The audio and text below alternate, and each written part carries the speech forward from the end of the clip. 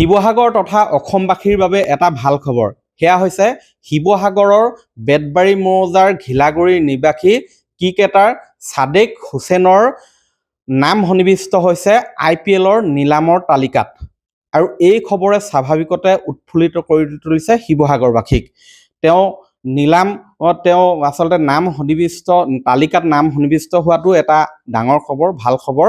আৰু বৰ্তমান সেই আনোৱাৰ হুছেইন আৰু ছালেহা বেগমৰ সন্তান এই ছাদেক হুছেইন বৰ্তমান মোৰ কাষত আছে। পোনপ্ৰথমে তোমালৈ মই অভিনন্দন জনাইছোঁ। ধন্যবাদ। হয়, IPL নিলামত মোৰ নামটো অহাৰ কাৰণে বহুত মই সুখী হৈছোঁ। আৰু কি ক'ম, তেনেকেতো একো নাই। 16 তাৰিখে গম পোৱা যাব এতিয়া নিলামত ক্ৰয় হ'ম বা নিলামত ল'ব নল'ব। চবৰে সেইকাৰণে ৰাইজৰ আশীৰ্বাদ বিচাৰিছোঁ। তো 16 তাৰিখে পাছতহে ফলাফল গম পাম আৰু কি হ'ব। শেহতীয়াকৈ ক'ত তুমি কি খেলিছা? মই এতিয়া মুস্তাক আলী ট্ৰফি খেলি আহিছোঁ। তাত পাৰফৰ্ম বহুত ভাল হৈছিল মোৰ।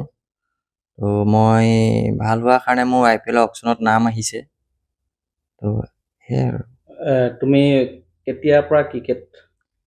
মই বিশেষকৈ তেনেকৈ ডিউজ বল খেলা নাছিলোঁ, মই টেনিছ বল খেলিছিলোঁ। তো টেনিছ বল খেলি মানে কি হ'ল, মোৰ এবাৰ পেচ বল কেম্প এটা আহিছিল, মানে পেচ বল বলিং স্পীডটো। তাত মই ডিব্ৰুগড়ত দিব গৈছিলোঁ পেচ বলিং কেম্প। তাত মোৰ পেচ বলৰ স্পীডটো চালে কিমান। তাৰপাছত তেনেকৈ কৈ মোক অসম ক্ৰিকেটে মাতিলে এছ'চিয়েশ্যন, তাত গ'লোঁ। গৈ মেলি তেনেকৈ খেলি মই বহুতখিনি আগবাঢ়িলোঁ। তো এতিয়া এই খবৰ লাভ কৰিছোঁ। হয়, সঁচাকৈ এটা ভাল খবৰ। তেওঁ আশা কৰিছে যে তেওঁ নিলামত ক্ৰয় হওক। আৰু শেহতীয়াকৈ যি ছৈয়দ মুস্তাক আলী ক্ৰিকেট প্ৰতিযোগিতা অনুষ্ঠিত হৈছিলে, তাত কেৰেলা আৰু মুম্বাইৰ বিৰুদ্ধে 2খনকৈ মেচত তেওঁ বলিং কৰিছিলে। আৰু কেৰেলাৰ বিৰুদ্ধে 4টা আৰু মুম্বাইৰ বিৰুদ্ধে 2টা উইকেট তেওঁ লাভ কৰিছিলে।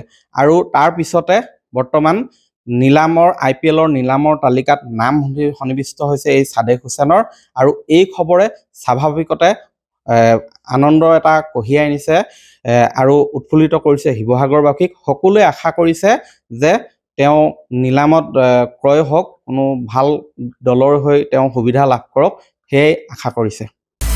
আপুনি বিচৰা বাতৰি পাব কেৱল নিউজ 18 এপত। নিউজ 18 এপ ডাউনলোড কৰিবলৈ স্কেন কৰক এই QR কোড। গুগল প্লে ষ্টৰতো পাব এই নিউজ 18 এপ।